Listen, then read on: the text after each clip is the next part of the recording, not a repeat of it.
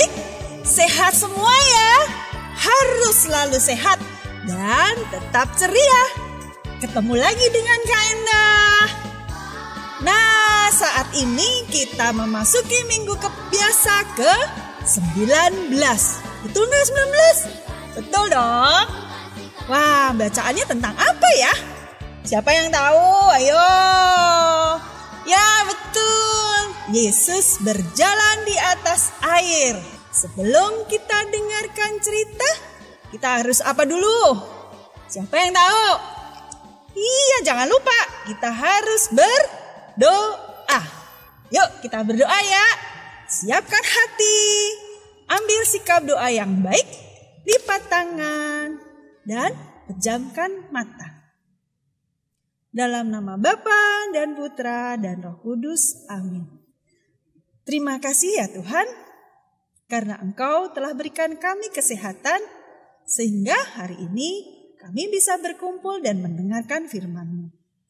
Bukalah hati kami Tuhan, supaya kami tahu apa yang Engkau kehendaki terhadap kami. Amin. Dalam nama Bapa dan Putra dan Roh Kudus. Amin. Nah, adik-adik, sudah siap mendengarkan cerita dari Kak Endah? Duduk yang manis ya.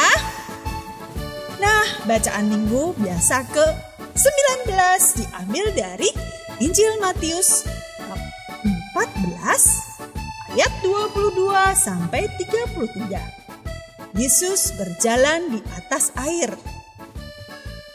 Setelah melihat satu hari bersama Yesus, dan Yesus telah melakukan hal yang luar biasa, di mana Yesus mengambil 5 roti, ingat yang dulu ya, mengambil 5 roti dan 2 ikan, dan menggunakannya untuk memberikan makan lebih dari 5.000 orang. Maka pada menjelang malam, para murid berada di perahu untuk berlayar di sepanjang danau Galilea. Sebenarnya para murid ingin pada saat itu Yesus diangkat menjadi raja bagi orang-orang itu. Tetapi Yesus malah menyuruh orang banyak itu pulang dan menyuruh para murid menyeberang danau Galilea dengan perahu. Kemudian Yesus pergi ke tempat yang tenang untuk berdoa. Ketika hari sudah malam, perahu itu sudah berada di tengah danau. Awan gelap mulai menyelimuti langit di atas perahu mereka. Angin bertiup sangat kencang. Ombak mengombang-ambingkan perahu mereka. Dan para murid pun sangat ketakutan. Mereka dengan tegang dan terus mendayung. Tetapi badai itu sangat-sangat kuat. Angin mendorong ombak semakin tinggi dan terus menggulung makin tinggi.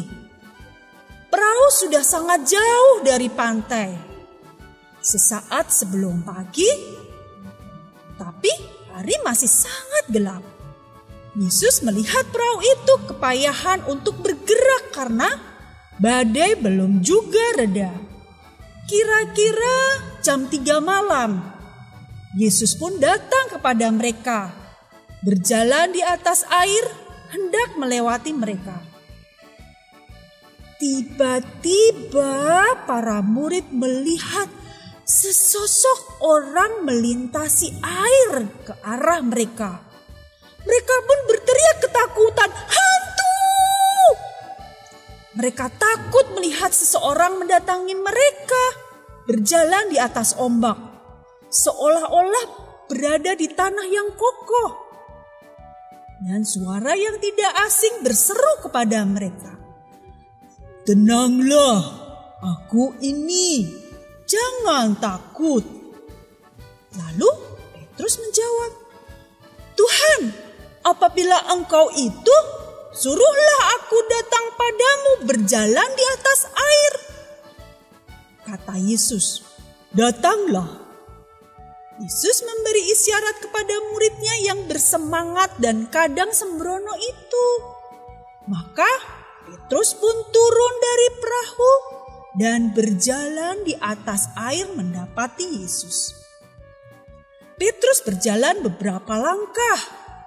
Kemudian dia memalingkan wajahnya dari Yesus dan melihat teman-temannya yang di atas perahu. Dia mungkin berpikir, "Hai, lihat saya, bisakah kamu mempercayainya?" Dan ketika dia berbalik lagi melihat Yesus, dia melihat ombak besar dan merasakan tiupan angin. Ia menjadi takut dan Petrus pun mulai tenggelam. Seketika keberanian Petrus hilang. "Tuhan, tolong aku!" Ketika Petrus mulai tenggelam, lengan Yesus yang kuat menjangkau dia.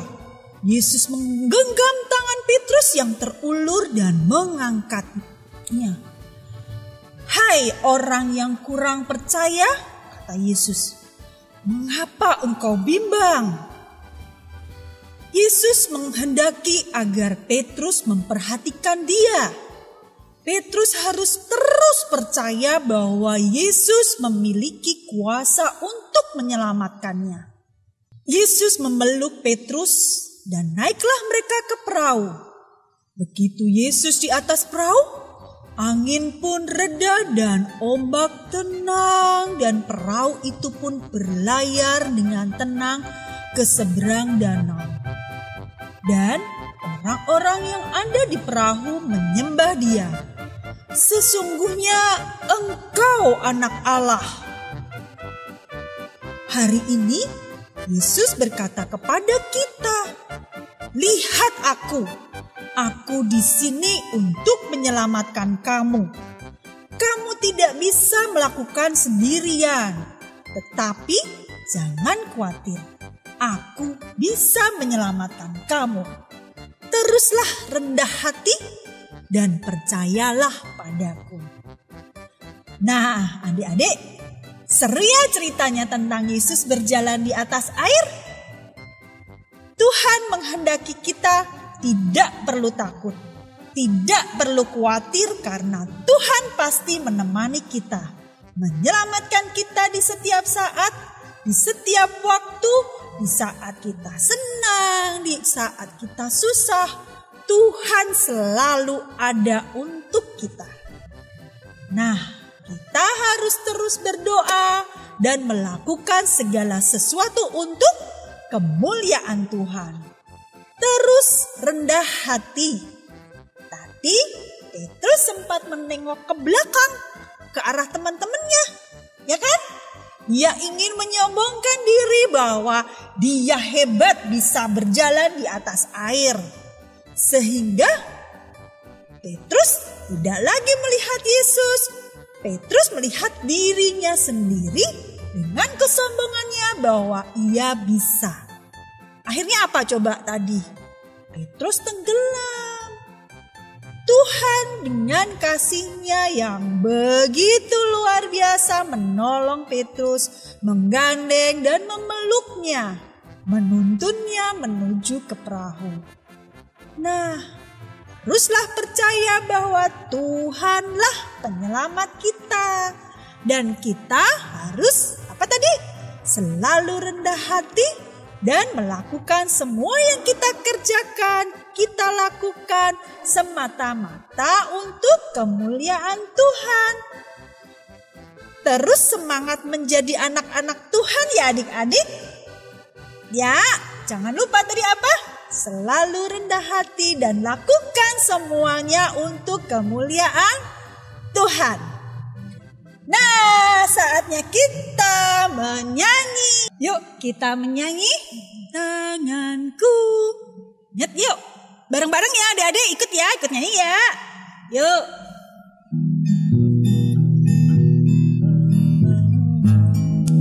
Tanganku kerja buat Tuhan, mulutku puji namanya, kakiku berjalan cari jiwa.